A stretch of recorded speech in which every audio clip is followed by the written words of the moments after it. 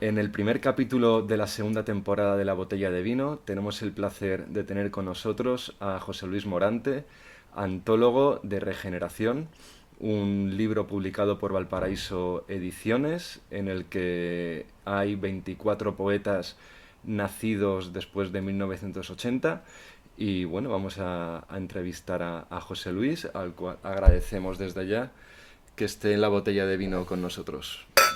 Un placer. Cuéntanos cómo surge la idea de este libro. Bueno, soy un lector de poesía joven desde siempre. Me parece muy interesante saber cómo es la poesía que se escribe en el ahora. Y pasaban los primeros 15 años del siglo XXI, con lo cual significaba desde el punto de vista crítico que estaba en activo la primera generación del siglo XXI. Y quería saber cómo era la voz y cómo era la palabra de los chavales del futuro, ¿no? Y así Entonces, nació Regeneración. ¿y en qué se diferencia esta antología a otras antologías de poetas jóvenes? Bueno, yo creo que eso lo deben decir los lectores, ¿no? Eh, pero mi ejercicio de vanidad debe dar dos notas breves, ¿no? Una que fue la primera antología que ponía voz a esa generación, salió en febrero o marzo y por tanto temprano para llegar al alba de la poesía del siglo XXI. Y segundo, no era un trabajo eh, eventual, sino era un trabajo muy meditado. Yo tenía muchas ganas de hacer esa antología desde hacía algún tiempo. Había hablado con el editor 2 años antes y yo llevaba tomando notas de los poetas jóvenes muchos años, quizás 8 o 10 años, con lo cual ya tenía un conocimiento de primera mano de lo que se estaba haciendo, ¿no? ¿Cómo fue la selección de los poetas? Compleja, muy, muy compleja, porque siempre que se quedaba fuera algún nombre, yo tenía la sensación de estar traicionando la obra literaria de un poeta, ¿no? Por tanto, elegir 24 nombres era difícil.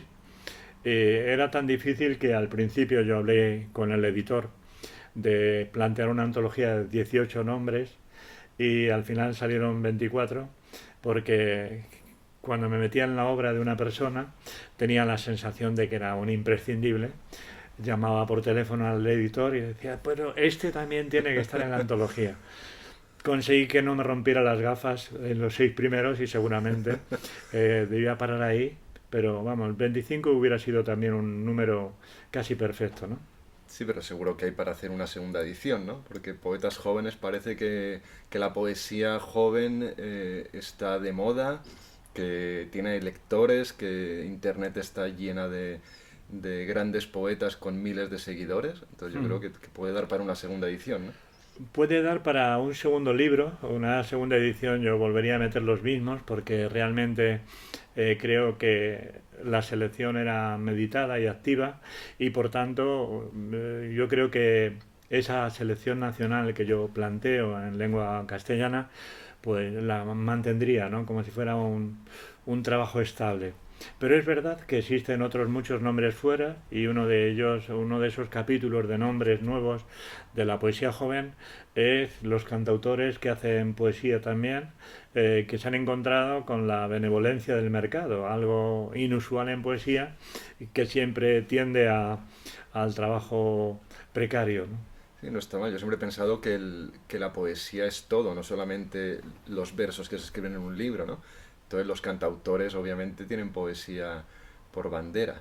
Y ahora mismo que están muy de moda y es una forma importante probablemente para sacar los versos y que la gente vea que no son solo los cantautores, sino que son poetas. Y eso hará un bien a la poesía también, ¿no?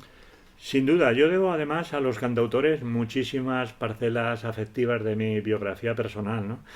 Cuando yo estudiaba, estaba en plena época de floración visual y auditiva, Paco Ibáñez, o Luis Llaz, o Ujú. Pi de la Serra, o Luis Pastor, que vive en Rivas, o la generación que llegó después, como Pedro Guerra, ¿no? Entonces, Machado, Alberti o Miguel Hernández fueron carne de cantautor rápidamente, ¿no? Y yo creo que consiguieron popularizar esos nombres que de otra manera habrían sido de una circulación más restringida, ¿no? Yo creo que el favor que le hizo Joan Manuel Serrat a Antonio Machado fue muy importante, ¿no? Y yo creo que los poetas incluidos en aquel inolvidable Paco Ibáñez en el Olimpia, pues están en la mente de todos. Mi generación sin ellos sería otra. Sí, y ahora mi generación tiene que apoyarse un poco en estas antologías, ¿no? Porque igual no es momento en el que puedes ir comprándote todos los libros de todos los poetas, son 24 poetas. Si están reunidos con una base estudiada y con un antólogo como eres tú, seguro que sirve también para que estos 24 poetas estén muy orgullosos de pertenecer. Oye, puede ser un punto de partida. No sé si crees que pueda haber una generación en estos 24. ¿Hay ánimo de crear generación o son poetas independientes? Yo creo que la generación es una construcción crítica.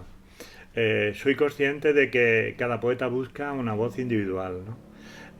Todos los poetas son francotiradores de su propio universo poético y el antólogo los aglutina en un campo, en un partido, ¿no? Pero luego vuelven a su club de partida, vuelven a su territorio individual, ¿no?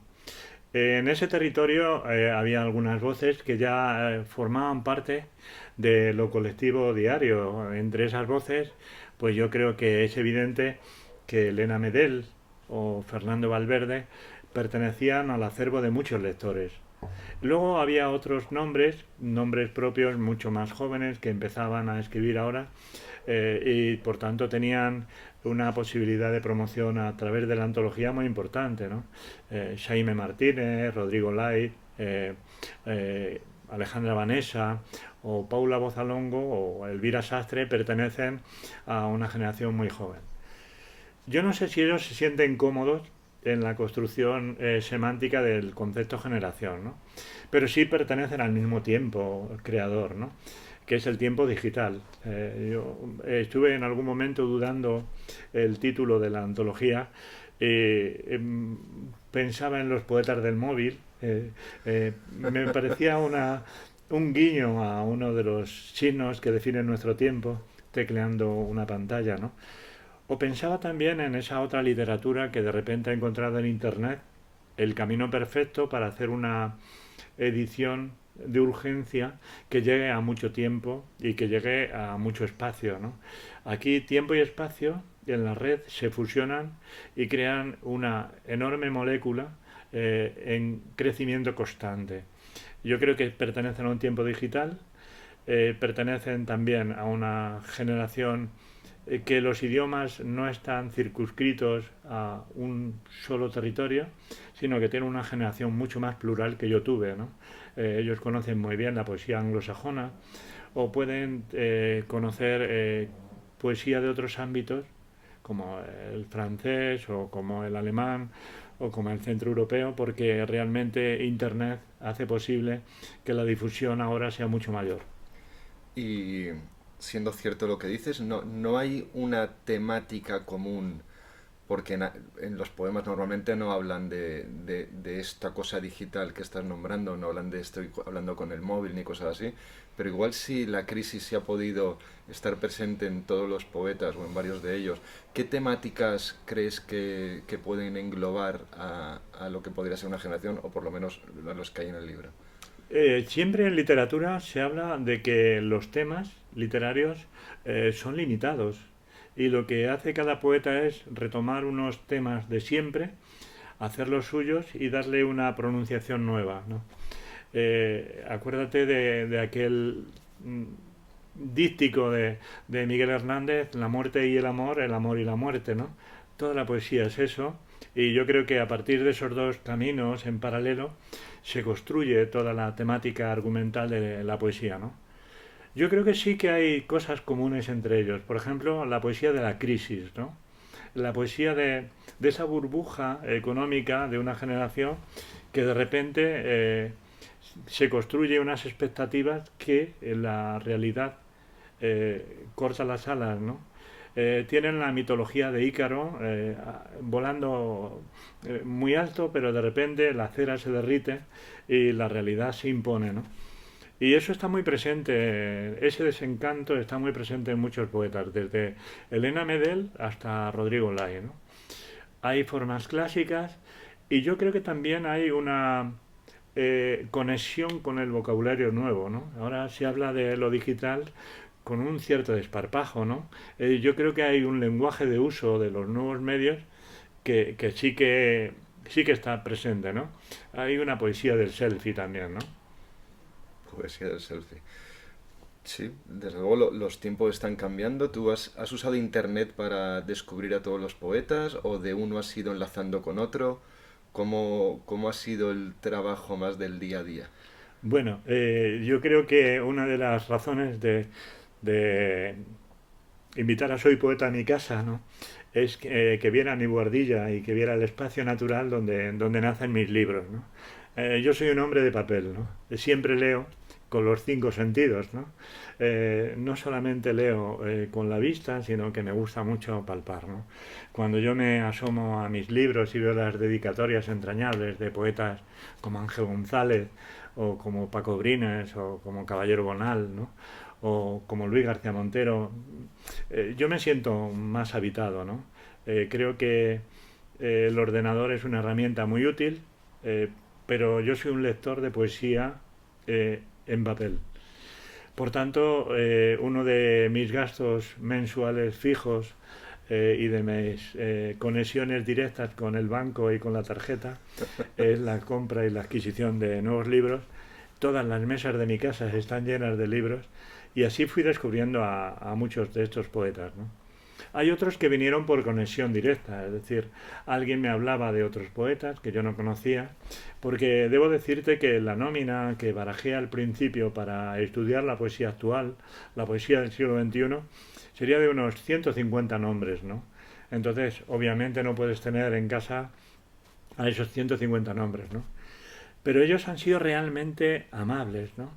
Cuando no tenía el libro en papel, hay muchísimos poetas que me han mandado su PDF para que yo fuera trabajando en su obra hasta que después yo pasara por la librería y comprara el libro y ellos me lo dedicaran y demás, ¿no? Así que la conexión por cable con muchos de ellos pues ha sido evidente, ¿no? Y ahora que les has conocido, entre ellos hay una relación directa, quedan para hacer un recital, eh, incluso pueden escribir a dos, tres manos o son muy individuales. Yo creo que se admiten todas las tipologías, ¿no? Como siempre ha pasado, como pasa también en otras parcelas de la vida. Es decir, yo estoy en un claustro de profesores de 100 profesores y me llevo mejor con los poetas, con los profesores de sociales o los de filología que con los de matemáticas, que apenas los veo, ¿no? Entonces yo creo que hay poetas que tienen entre sí una relación afectiva, que se llevan muy bien porque pertenecen al mismo grupo. Por ejemplo, hay tres poetas de Albacete. Albacete, que es una ciudad periférica en el discurso diario de la actualidad, ¿no? Pues tiene un ambiente poético de primer nivel y por tanto sí que participan de vez en cuando en recitales comunes o en eventos culturales comunes. Hay un grupo en Oviedo en torno al crítico y al poeta José Luis García Martín, Ujú. que es inagotable y que ha dado a la poesía en castellano en los últimos años pues dos o tres promociones de poetas de primera magnitud y sí participan en actividades comunes. Y está Madrid, que es el centro y frente de todas las batallas, como siempre, ¿no? Y que sí permite ese englobe, ese encuadre total para una campaña humanitaria o para un acto reivindicativo o para una pancarta y se suman, ¿no? Yo creo que la poesía nunca ha sido un lenguaje solitario y a mí me gusta mucho que el poeta esté en la calle. Me ¿Pero parece crees esencial. que estos poetas, alguno de ellos, tienen ese áurea de poeta bohemio que dedican la vida a la poesía o todos van por la mañana a trabajar, por la tarde quedan con los amigos y en sus ratos de inspiración escriben? ¿O hay gente muy dedicada a la poesía? Yo creo que el mito de Rimbaud es solo un mito. Cuando alguien tiene 25 años, 30 años, cuando alguien tiene una pareja y alguien tiene una hipoteca, la bohemia es solo una actitud mental.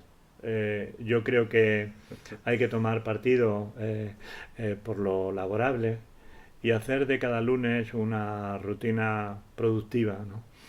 Y yo creo que muy pocos poetas pues, tienen la condición de ser un bien amado de las letras que viviera de forma etérea y que pagara la hipoteca con la turbulencia que genera cada uno de sus endecasílabos. Así que estos poetas curran mucho. No hay ningún loco poeta que deje todo por la poesía. Benedetti iba a trabajar todas las mañanas y mejor poeta no podemos encontrar tampoco, ¿no? Hacía sus Sí, cuentas, sus cálculos y luego se volvía y escribía un poema. yo creo que Y esa imagen del romanticismo del poeta con el arpa en el rincón tiene mucho que ver con una mitología eh, alucinógena y tiene poco que ver con el poeta en la calle, ¿no? Yo creo que los grandes poetas de nuestro tiempo, desde Marstrand hasta pues Ángel González, o desde Ángel González a Benedetti o a Borges, todos han sido poetas laborables. Y además a mí me enorgullece mucho esa doble condición de funcionario poeta o de poeta ciudadano, ¿no? Yo creo que una sociedad como la nuestra, que cuesta tanto atender a las urgencias del mercado, vería con malos ojos a ese poeta etéreo respirando en decasílabos y octasílabos, ¿no? sí, también ves a estos poetas jóvenes, nacieron algunos en el 80, ya tienen 30 y pico años, que había hecho Lorca con esa edad, es que ya lo había hecho todo y ahora es un mito, ¿no? Y parece que ahora tener 35 años te infravaloran, hasta que no eres una persona con 50, 60 años y unos premios importantes no puedes llegar a ser mito y sin embargo muchos poetas que idolatramos, que estudiamos en los colegios, con esa edad ya lo habían hecho todo, ¿no? Eso también es una peculiaridad, yo creo, de nuestra generación o del momento que estamos viviendo, que, que es complicado valorar a alguien por ser joven, cuando probablemente igual no mejora de aquí en adelante los poemas que está haciendo ahora mismo. Eh, La fuerza de la juventud, yo creo en el poeta de Maratón.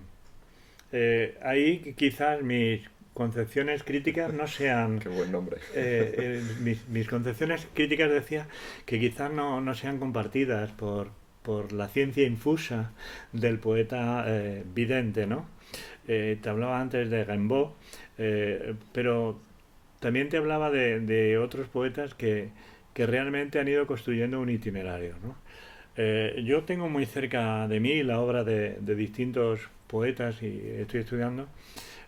Por ejemplo, Phyllis Larkin, estoy haciendo ahora un trabajo sobre él, y fue bibliotecario y su primer libro pues pasó absolutamente inadvertido, ¿no?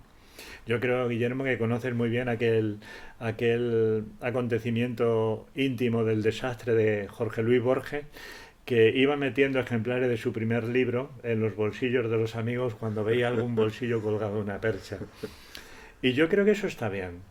Creo que un poeta que tuviera su primer libro a los 18 o 20 años, tipo Claudio Rodríguez con El don de la ebriedad, ¿no? Pues realmente sería preocupante que alguien a los 18 o 20 años hubiera dicho todo, ¿no? Yo creo que la poesía se hace de cultura, de experiencia vital y de sentimientos, y el epitelio de las tres cosas necesita un tiempo de germinación, un tiempo de epifanía, un tiempo de deterioro y un tiempo de conclusión final. Estando de acuerdo en parte, también valoro mucho eh, de algunos de estos poetas que has publicado. Conozco la obra de varios y me parece fascinante, incluso que me puede decir más por el momento en el que estamos viviendo contemporáneos que otros, pero el llegar que la poesía de los veteranos cuaje ahora mismo en la gente joven parece algo completamente imposible. Yo veo que o empezamos a animar a estos jóvenes y que empiecen a llenar salas y que la poesía crezca como nombre, va a tener que ser con esta gente. Yo creo que todos los que obviamente han ganado los últimos premios Cervantes, los últimos premios Reina Sofía, los premios más importantes, siguen siendo personas que luego no te llenan un auditorio de gente joven, que es para lo que por lo menos ahora Soy Poeta va a poner el foco completamente. Y entonces yo no entiendo cómo ves tú la tendencia de eventos en cuanto a poesía. ¿Tú crees que la gente veterana te puede llenar un acto de gente joven o es imposible que un joven vaya a un acto de alguien como Gamoneda, por ejemplo?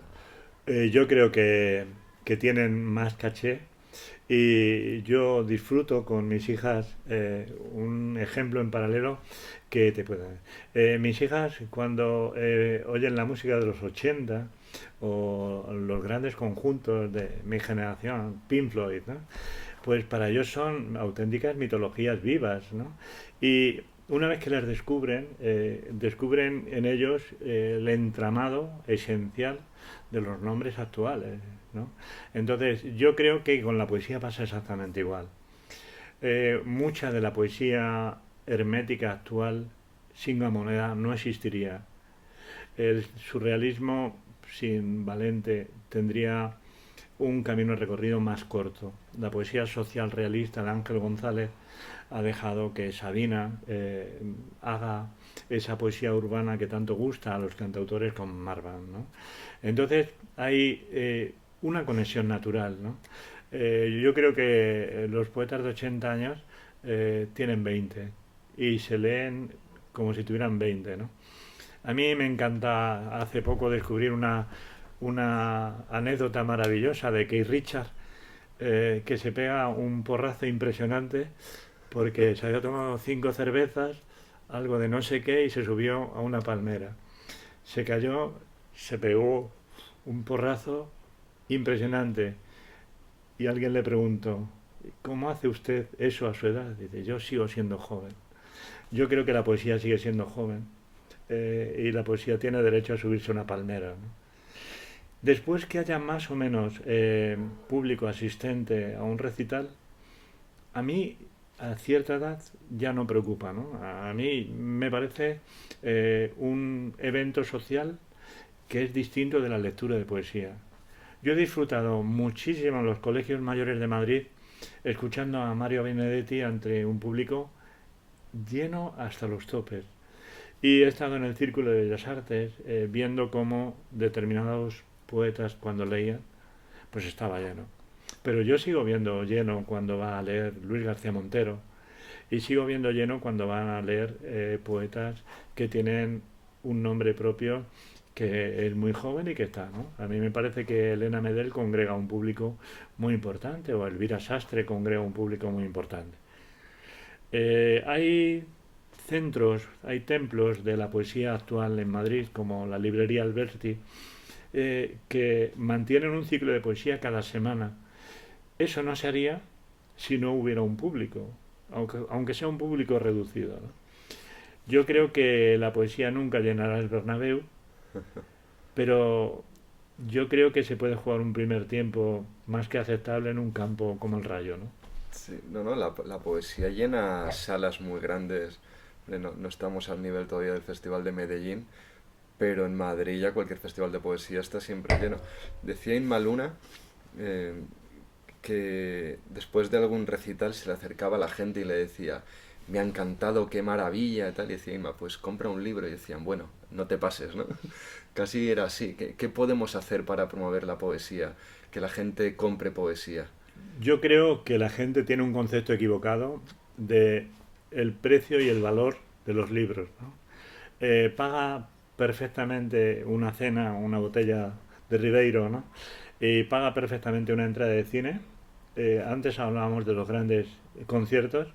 70-80 euros valen esos grandes conciertos, ¿no?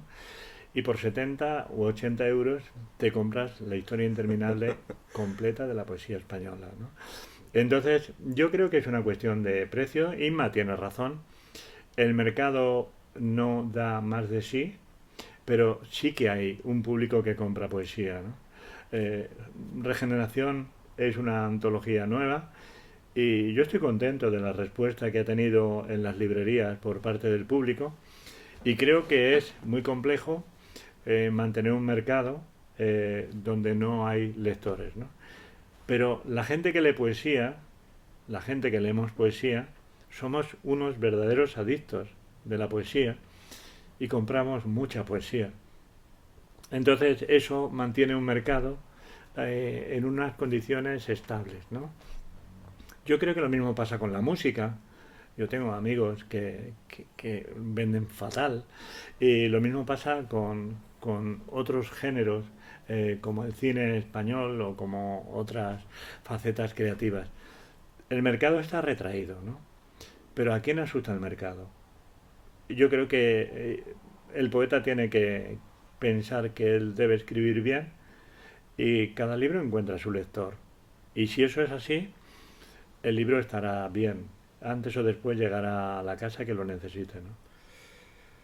Pues esperemos que sea así y que sobre todo vamos a hacer un esfuerzo por que la poesía llegue a más gente porque nosotros que somos lectores entendemos el bien que hace al espíritu, al día a día, al conocimiento de uno mismo, ¿no? Es como un psicoanálisis a veces leer poesía y es muy importante. Entonces vamos a hacer un esfuerzo desde Soy Poeta, gente como tú que ha escrito este libro con todo el esfuerzo que debe llevar, Valparaíso Ediciones por publicarlo.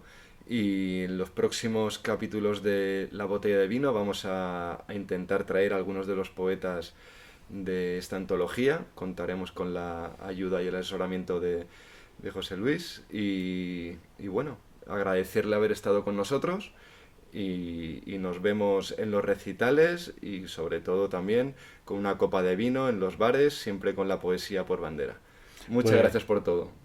un abrazo, Guillermo, ha sido un verdadero placer. Hablar de poesía siempre es hermoso. Hablar de poesía con una copa de vino es doblemente hermoso y muchísimas gracias por promocionar, por dar un poco de voz a la poesía más joven. Muy bien. Regeneración.